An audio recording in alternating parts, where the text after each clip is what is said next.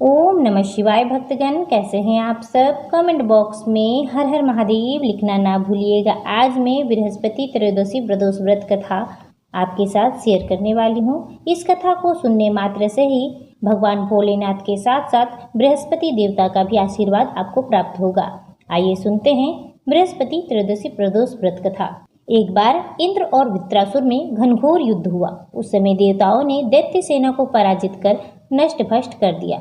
अपनी सेना का विनाश देख वृत्रासुर अत्यंत क्रोधित हो स्वयं युद्ध के लिए आया। मायावी असुर ने अपनी माया से भयंकर विकराल रूप धारण किया। उसके स्वरूप को देखकर इंद्र और सभी देवता बहुत डर गए और भगवान बृहस्पति देव का आवाहन किया। भगवान बृहस्पति देवता तत्काल ही प्रकट हुए और उन्होंने इंद्र से कहा, हे देवेंद्र, अब तुम इस वृत्रासुर की कथा ध्यान मग्न होकर सुनो। वृत्रासुर पहले बड़ा तपस्वी और कर्मनिष्ठ इंसान था। इसने गंधर्व पर्वत पर उग्र तप करके शिव जी को प्रसन्न किया था। पूर्व समय में यह चित्ररथ नाम का एक राजा हुआ करता था।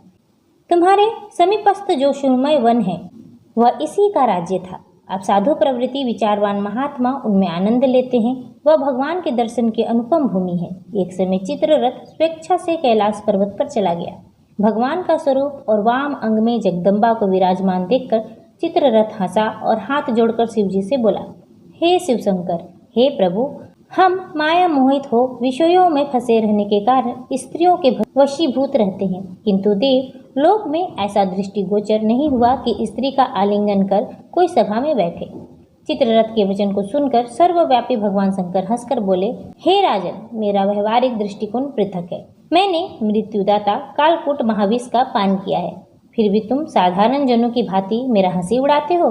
तभी माता पार्वती क्रोधित होकर चित्ररथ की ओर देखी और कहने लगी, ए दुष्ट, तूने सर्वव्यापी महेश्वर के साथ ही मेरी हंसी उड़ाई है। तुझे अपने कर्मों का फल तो भोगना ही पड़ेगा। अरे मूर्ख राज, तू अति चतुर है, अतएव मैं तुझे ऐसी शिक्षा दूंगी कि तू फिर ऐसा दुस्साहस कभी नहीं कर पाएगा। अब तू दैत्य स्वरूप को धारण कर और विमान से नीचे गिर जा। तुझे मैं शाप देती हूँ।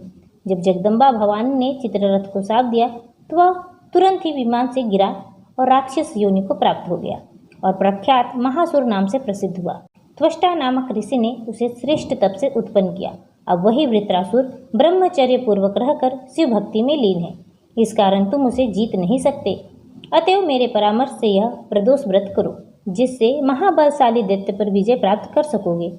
गुरुदेव के वचनों को सुनकर सभी देवता प्रसन्न हुए और गुरुवार त्रयोदशी प्रदोष व्रत विधि विधान से किया एवं राक्षस वृत्रासुर पर विजय हासिल की। साथ में सभी इंद्रदेव और देवतागण सुखपूर्वक रहने लगे। बोलो उमापति महादेव की जय, बृहस्पति देवता की जय। भगवान आपका सदा ही कल्याण करे।